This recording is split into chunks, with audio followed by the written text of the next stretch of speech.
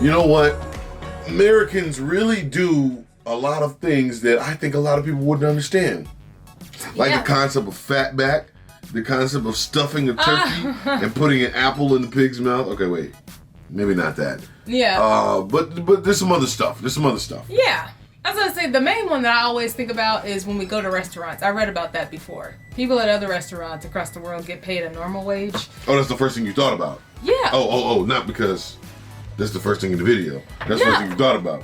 Because I always think about that. People always say, why do you tip? That's the strangest thing. And then to-go boxes, that's a weird thing too. But guys, let's talk about things that Americans do that confuse the rest of the world here. The rest of the world. For our Americans, tap in. For our people from overseas, we need you to tap in here too. Yes, with tea on really the table. should. You spill tea on your work table and gonna leave a stain on there and blame it on somebody else besides yourself. But let us know. Tea, okay? Let us know if there's some things that are on this list that you've seen that Americans do, and you're like, dude, how you doing that? Let's know. Put in the comments. We got a lot of people. I know there's a lot to discuss. We got a lot of people from overseas, so let's get into this. Okay. Number 10. Tipping. America definitely isn't the only country in the world where tipping is a common practice. In fact, if you're curious about what jobs get tipped in what countries, there's a website called whototip.net that breaks down the tipping customs of the world. But America is certainly the country where tipping is the most prevalent. In most countries and cultures around the world, tipping is simply an optional charge should you feel your server deserves to be rewarded for their efforts. However, in America, you should always give a tip of around 10 to 20%, especially at restaurants. Tipping is a big part of American culture, which seems odd to outsiders. People may dislike tipping, but it's probably here to stay. In America, the unspoken system is that food prices in restaurants are lower than they should be because tips allow the restaurant to pay their waitstaff less. They can then charge you less for food. At least that's what you can try telling your friend the next time he doesn't want to contribute to the tip at a restaurant because he recently saw Reservoir Dogs. While a lot of people argue that tipping is a good thing because it increases the quality of service you receive, this isn't actually true. Cornell University published a study that revealed the real reason people tip, more or less, is basically random. And customers who receive great service tip on average just 1% more than those who don't. Lots of people around the world look at America and ask, why not pay service workers a normal amount of money and just make the food more expensive? Number 9. Have few vacation days. Americans don't go on vacation as much as the rest of the world does. On average, we're given only 12 vacation days by our work, as opposed to Europeans who get between 25 and 30. Perhaps more interesting is the fact that Americans on average only use 10 of their 12 given vacation days, whereas Europeans tend to use all of theirs. I guess Americans just can't bring themselves to leave the office while there's still work to be done. And while it may suggest Europeans are lazy, according to a mounting body of research, it's actually counterproductive not to take a vacation, as breaks help us rejuvenate, increasing our productivity over time. Not only that, when us Americans do go on vacation, we also travel less internationally than citizens of most other countries. But that may be related to our limited number of vacation days. 12 days just doesn't allow for an international trip as well as 30 does, as the time and cost of travel to international destinations is so great. According to the Department of Commerce, American international travelers spent 42% of the cost of their entire trip simply on the travel to and from their destination. It's then not too surprising that most Americans don't even have a passport. Only 42% of US citizens own a passport, whereas 76% of English citizens do. That means at least 58% of Americans haven't even left the US, as you need a passport to travel. To the rest of the world, this is an odd characteristic of such a prosperous nation. While it's partly due to limited vacation days, it may also be because Americans lack the desire to travel as much as the rest of the world. Number 8. I wouldn't say they lack the desire to travel, but here, I'm going to tell you guys something real quick. If you didn't need this daily dose of information, you can skip this part. But if you do need it, take your vacation days. Your job is not going to... If you die today, your job's replacing you tomorrow. Yeah. They're not going to come. They're not paying for your funeral. They're not doing none of this stuff. They will replace you tomorrow. Your job will be on Indeed.com tomorrow. Yes. Take your vacation days, all 12 of them. You know what's interesting, too? I feel like you got to do that, but what he said is like the international travel and not having enough time. But also, you got to think about it. If we have 10 days, because, well, he's saying 12, but I feel like we get 10. There's 10. But a personal day. Yeah, and then like some sick days. But like if you got 10, you can't use all 10 on one trip. That's the entire year. You're never going to have any more paid time off. Like, I don't know. I'll discuss it. I'm about to say, so where were you getting at here with that? Oh, I'm saying because the problem is you have to take little road trips and stuff. Like you take like a Friday and then a Monday and then you go somewhere that you can drive and come back. Take your sick days too. Yeah. Sick days doesn't mean could mean I'm sick of this job. I'm sick of being here. I'm sick of this job. I'm sick of these people.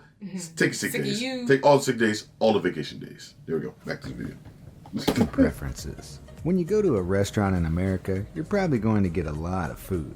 At least a lot more than most other nations would serve. It's a popular topic of discussion amongst non-Americans online. Why is that Many bad? European tourists admit they would frequently just order one item off the menu and share it with another person. America does it big, and for non-Americans, the size options at fast food restaurants perfectly illustrate this. Take a look at this image Why by is it a a bad Japanese thing? citizen in 2011, comparing the sizes of McDonald's drinks in America versus Japan.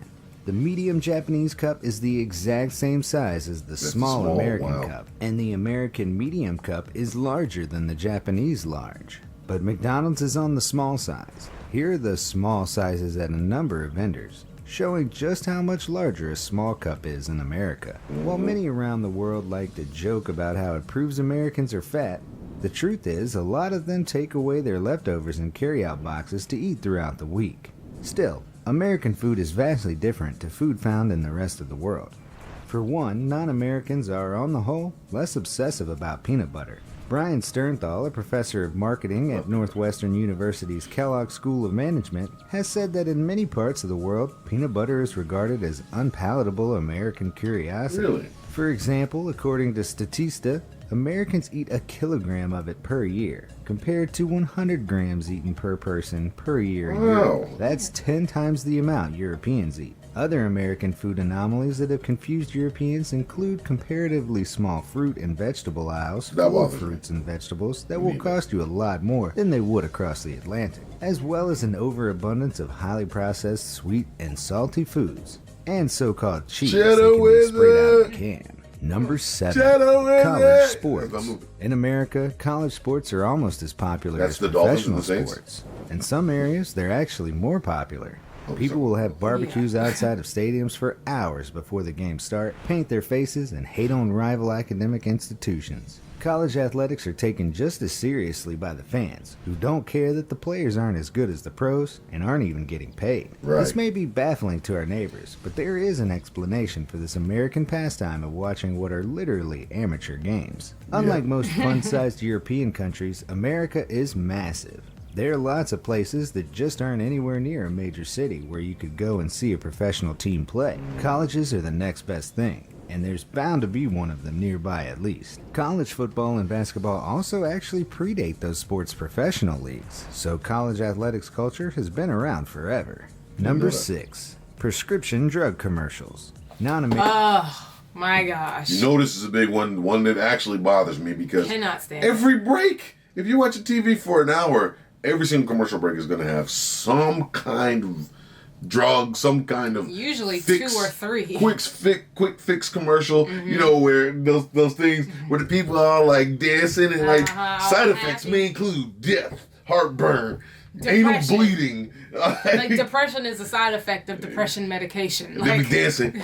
Your eyeballs might fall out. Please contact your doctor. Having a great time, spending time with your family, playing soccer, like having a good time, and all the side effects. Like this chick right here, terrible. she's on an airplane, looking very relaxed. Because she took some kind of medication. The disclaimers are crazy.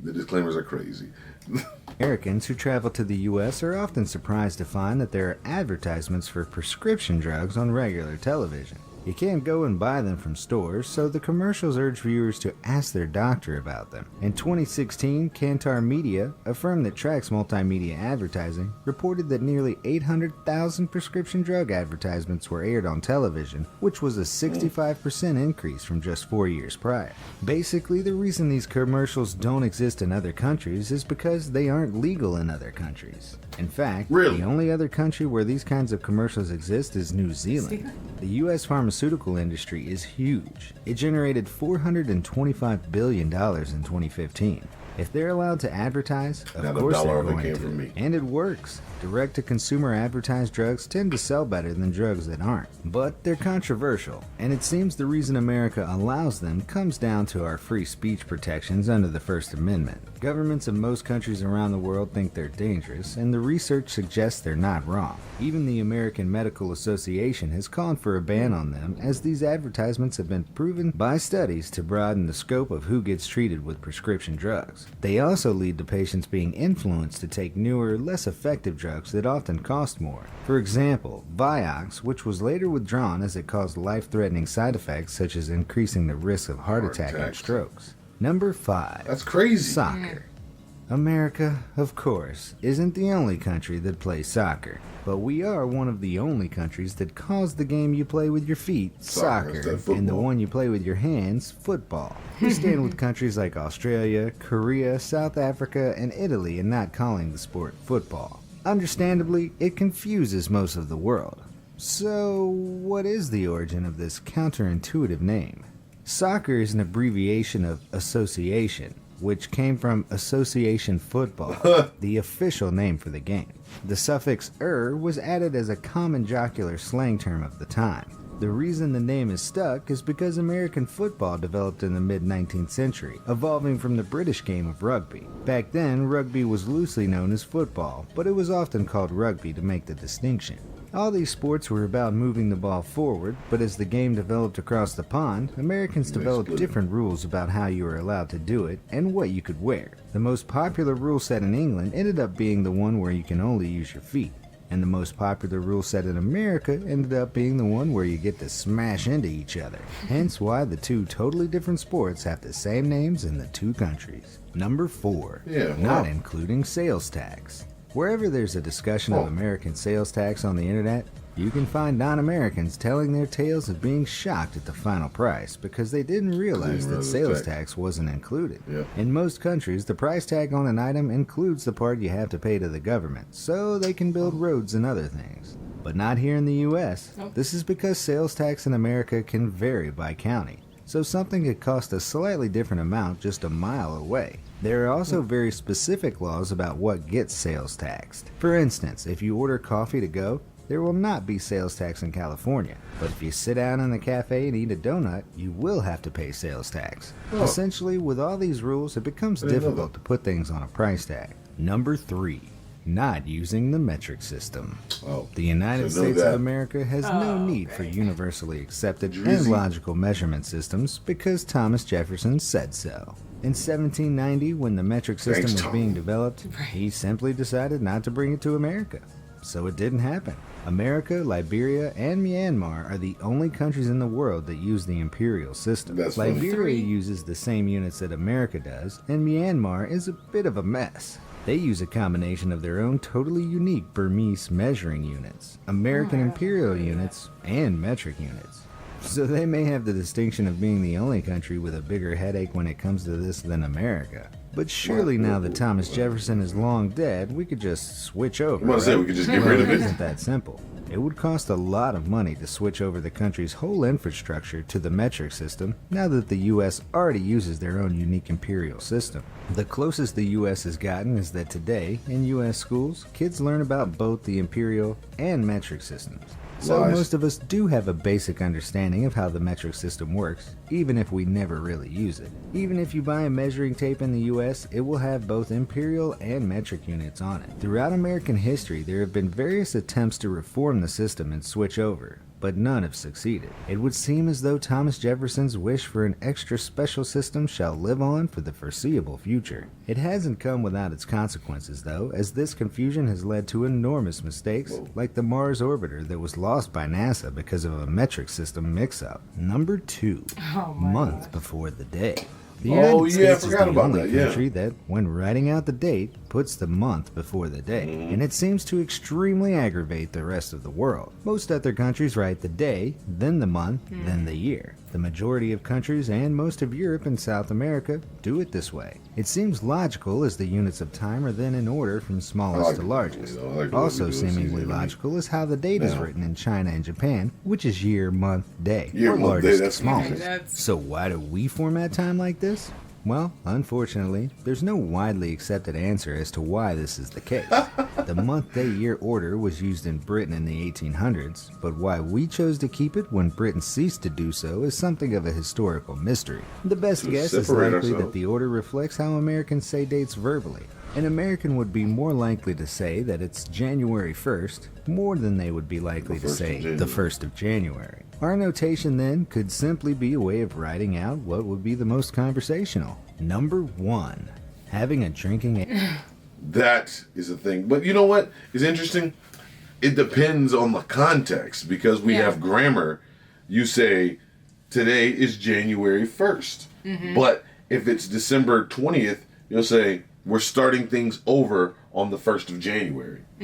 That's true. Yeah, and so it depends on how you say it, but you say it both ways. It makes sense to write it day, month, year, though, because if you're writing the day, you already know what month it is. If we're in December and I'm writing about December 15th and it's December 2nd, we're in December, so putting the day first makes sense, but I don't know. So, we gotta be different. So it could be like today is the 16th, right? Yeah. So the 16th day of the 12th month of the 2021st year. It's weird. Yeah, I see people all the time, like people that in my Facebook group, like they're in Europe or whatever. They're, well, not Europe or whatever, but they're in Europe, some different countries, I'm not sure. But that's how they write every single thing. She's like, I'm going live on 8th December. I'm like... 8th December. Okay, here we go. Legal drinking age of 21. Age of 21. Oh, yeah, a 20-year-old European may be in for a shock when they fly to the U.S. and discover that they can no longer legally drink alcohol. While you may already know about this peculiar American practice, what you may not know is why it is the case. In 1984, the U.S. passed a law called the Drinking Age Act. Oh, in the 80s? It stated that if a state did not create a minimum drinking age of 21, they would lose up to 10% of their federal highway funding. The states all took the hint and made the drinking age 21. But why 21? Well, America has a long and storied past with alcohol, including prohibition. Lawmakers didn't just pick the number out of a hat. It dates back centuries to Old English common law, which states a person becomes a full adult aged 21, at which age a person could, among other things, vote and become a knight. Still, as shown by this map, the U.S. is one of just a few developed countries to have a minimum legal drinking age over 18. In fact, in some countries like Belgium and Germany, 16-year-olds are allowed to purchase alcohol. Alcoholic or not, if you order a drink in America, you're probably going to get it with a lot of ice. In most other countries, you just won't see the sheer quantity of ice that you'll get in your American beverage. Granted, you'll often get ice in your drinks in many European countries, but ice-cold beverages are the default option in America. Whereas lots of people from other countries don't have the same preference, and drinks aren't always served with ice. This cultural difference is frequently debated online. It could be because in some countries you shouldn't drink the tap water, which is where that ice came from, and in others it just isn't common to automatically have ice with a meal at a restaurant. Because, you know, we learned about it because we did the tour, so we are connoisseurs of these things. We know that ice, and because it's cold, you can't taste the full flavor. Right. So if it tastes like... garbage. I was about to say... I know. It tastes like poopy. You won't know the difference because it's so cold. But then when it's warm, you're like... You can taste all the flavors. There's a piss here. But really, though. It's kind of a weird taste here. Yeah, you know what's interesting, too? Because I remember a couple of those things I remember reading before, like the portion size. People always said that we get way too much food at a restaurant. And so then I think about it, I'm like, but otherwise we'd be hungry. Because we're so used to it, you know what I mean? You're greedy. I'm not greedy. The way I look at it is, you get what you pay for, and that's what I appreciate. Right. I appreciate getting what I'm paying for. If I'm paying $15 or $25 for a meal, don't come back with this little big man. Fill the plate up, dog. It needs to be full. Fill it up. You know, it's funny though, because when you go to more expensive restaurants, you pay $65, $70 a plate. Smaller portions. Then the portion's even smaller. Yeah. I prefer to go somewhere like Golden Corral. Unlimited. Okay, that's one thing they didn't talk about, because I don't think buffets are as common, and that's just my own thinking from reading different Yeah. stuff.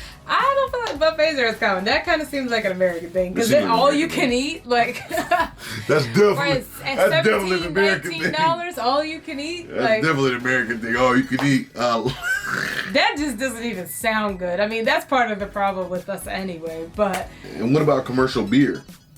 Is that a worldwide thing? Like commercial beer that has got a lower alcohol percentage? Because you know overseas they drink Guinness and I was gonna say stuff, we drink but beers it has a higher alcohol percentage. Yeah. Like you know, commercial beer. Yeah. Light, whatever. But you know what I'm saying. But like all Yeah. that stuff is low, like way low. Like That's basically true. it's mostly water and then a little bit of hops and stuff like that. So yeah. Anyway, guys, let us know what you think and let's chat. Yeah, let's talk about It'll be this. interesting. All right. Next time.